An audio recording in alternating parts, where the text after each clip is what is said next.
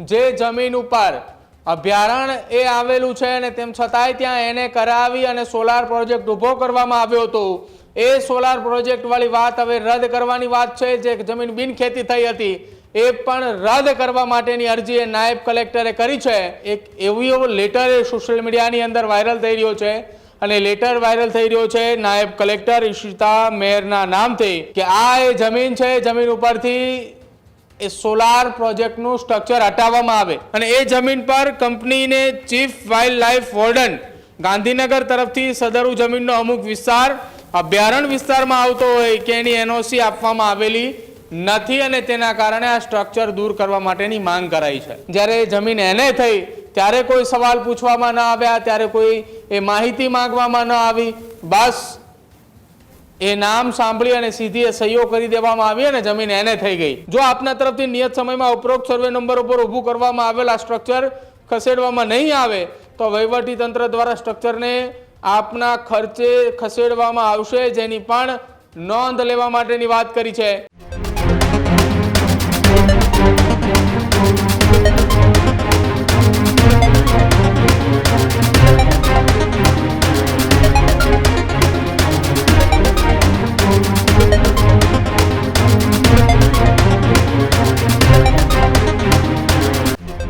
ગોરધન ઝડપિયાની જમીનમાં કરેલ solar project છે તેની સામે અરજીનો મામલો। જિલ્લા સ્વાગતમાં કરાયેલી અરજીને લઈને ડેપ્યુટી કલેક્ટરે સૌથી મોટો નિર્ણય લીધો। ગોરધન ઝડપિયાની ધ્રાંગધ્રાના માલવણ ખાતે જમીન આવેલી છે। ગોરધન ઝડપિયાની માલિકીની જમીનમાં સોલાર પ્રોજેક્ટ ઊભો કરાયો હતો। વર્ષ 2024માં સોલાર પાવર પ્રોજેક્ટ માટે જમીનને બિન ખેતીમાં ફેરફાર કરાયો। જ્યારે જમીનનો કેટલોક એ હિસ્સો અભયારણ્ય વિસ્તારમાં આવતો હોવાથી એનઓસી અપાઈ ન હતી। એએનજી સોલાર પ્રાઇવેટ લિમિટેડને જમીન પરથી સ્ટ્રક્ચર જે છે તે હટાવવા માટેની સૂચના અપાઈ। સાથે ધ્રાંગધ્રાના નાયબ કલેક્ટરે સોલાર પ્રોજેક્ટનું સ્ટ્રક્ચર હટાવવા સૂચના પણ આપી હતી। સોશિયલ મીડિયામાં નાયબ કલેક્ટરે કરેલા જે આદેશનો લેટર છે તે લેટર પણ હાલ વાયરલ થતો જોવા મળી રહ્યો છે। ગોરધન ઝડપિયાની જે જમીન છે તેમાં જે સોલાર પ્રોજેક્ટ ઊભો કરવામાં આવ્યો હતો તે મામલે હવે વધુ ચર્ચા જે છે તે ગરમ થતી જોવા મળી રહી છે। પ્રદીપ ન્યૂઝરૂમથી જોડાયા છે। પ્રદીપ, સૌથી મોટા સમાચાર કહી શકાય ધ્રાંગધ્રાની એ જમીન કે જેની ઉપર સોલાર પ્રોજેક્ટ ઊભો કરવામાં આવ્યો હતો, પરંતુ ધ્રાંગધ્રાના નાયબ કલેક્ટરે એ હટાવવા માટેના આદેશ આપ્યા હતા અને લેટર પણ સોશિયલ મીડિયા પર વાયરલ થઈ રહ્યો છે। ભાવિક, સુરેન્દ્રનગર જિલ્લાની અંદર જ્યારે જમીનનો વિવાદ આવે, જમીનને લઈને એને કરવાની અથવા તો જમીન સાથેના કોઈ સમાચાર આવે એટલે સુરેન્દ્રનગર એ ખૂબ ચર્ચાની અંદર એટલા માટે છે કે ત્યાંના એ ભૂતકાળના એક કલેક્ટર કે જે વિવાદમાં આવી ચૂક્યા છે જમીન એને કરવાને લઈને, ત્યાં ઈડીની ટીમ પણ પહોંચી હતી। જો કે હવે આખી આ ઘટનાની અંદર ધ્રાંગધ્રાની અંદર આવેલી ભારતીય જનતા પાર્ટીના નેતા અને ગુજરાત સરકારના પૂર્વ ગૃહ રાજ્યમંત્રી ગોરધન ઝડપિયા, જેમની એક જમીન એ ધ્રાંગધ્રાના માલવણ પાસે આવેલી છે ને તેમની જમીનની અંદર તેમને સોલાર પ્રોજેક્ટ જે છે તે નાખવામાં આવ્યો હતો। એ સોલાર પ્રોજેક્ટ નખાયાની સાથે જ હવે એક એવો લેટર એ સોશિયલ મીડિયાની અંદર વાયરલ થઈ રહ્યો છે અને લેટર વાયરલ થઈ રહ્યો છે નાયબ કલેક્ટર ઈશિતા મેયરના નામથી ધ્રાંગધ્રાથી કે આ એ જમીન છે, જમીન ઉપરથી એ સોલાર પ્રોજેક્ટનું સ્ટ્રક્ચર હટાવવામાં આવે।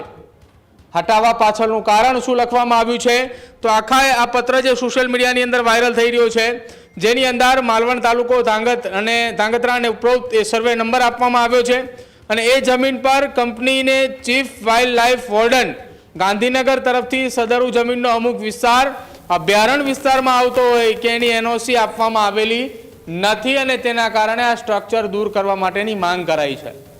અત્યાર સુધી આ જમીન એ અભયારણ્ય વિસ્તારમાં છે કે કેમ અથવા અભયારણ્ય વિસ્તારમાં આવતી હશે કે કેમ, એ જ્યારે એને કરવાની ચર્ચા આવી, જ્યારે જમીન એને થઈ ત્યારે કોઈ સવાલ પૂછવામાં ન આવ્યા, ત્યારે કોઈ એ માહિતી માંગવામાં ન આવી, બસ એ નામ સાંભળી અને સીધી એ સહીઓ કરી દેવામાં આવી અને જમીન એને થઈ ગઈ। એને થઈ ગયાના બાદ એ સોલાર પ્લાન્ટ ઊભો પણ થઈ ગયો, એને 1-1.5 વર્ષ ઉપર સમય પણ વીતી ગયો, પછી ખબર પડે છે 1.5 વર્ષ 2 વર્ષ જેટલો સમય થયા પછી કે આ જમીન અભયારણ્ય વિસ્તારની અંદર આવે છે ને એમાં અભયારણ્ય વિભાગ તરફથી વન પર્યાવરણ વિભાગ તરફથી કોઈ એનઓસી આપવામાં નથી આવી.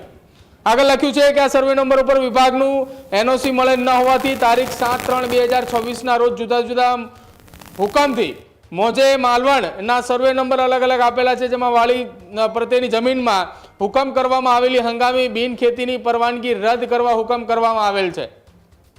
અહીંયા એ ન માત્ર સ્ટ્રક્ચર દૂર કરવાની પરંતુ જે જમીન એને થઈ ચૂકી હતી તે એને વાળી જમીન એ બિન ખેતી જે થઈ ચૂકી છે જે એને થઈ છે તેને ફરી એકવાર રદ કરવા માટેની વાત જે છે તે નાયબ કલેક્ટરે કરી છે.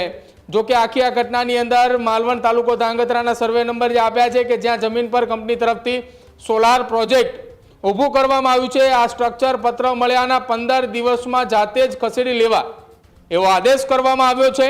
જો આપના તરફથી નિયત સમયમાં ઉપરોક્ત સર્વે નંબર ઉપર ઊભું કરવામાં આવેલ આ સ્ટ્રક્ચર ખસેડવામાં નહીં આવે તો વહીવટી તંત્ર દ્વારા સ્ટ્રક્ચરને આપના ખર્ચે ખસેડવામાં આવશે, જેની પણ નોંધ લેવા માટેની વાત કરી છે. આ એ પત્ર નાયબ કલેક્ટરનો છે અને તેમને નકલ રવાના એ સુરેન્દ્રનગર જિલ્લા કલેક્ટરને પણ કરી છે. એટલે કે હવે જે જમીન ઉપર અભયારણ્ય એ આવેલું છે અને તેમ છતાંય ત્યાં એને કરાવી અને સોલાર પ્રોજેક્ટ ઊભો કરવામાં આવ્યો હતો, એ સોલાર પ્રોજેક્ટ વાળી વાત હવે રદ કરવાની વાત છે. જે જમીન બિનખેતી થઈ હતી એ પણ રદ કરવા માટેની અરજી એ નાયબ કલેક્ટરે કરી છે અને સ્ટ્રક્ચરે 15 દિવસમાં દૂર કરવાના આદેશ પણ કરાતો હોવાનો લેટર ભાવિત સોશિયલ મીડિયાની અંદર હાલ વાયરલ થઈ રહ્યો છે. આ જ પ્રકારની તમામ અપડેટ જોવા માટે ન્યૂઝરૂમ ગુજરાતને લાઇક, શેર અને સબસ્ક્રાઇબ કરવાનું ભૂલતા નહીં.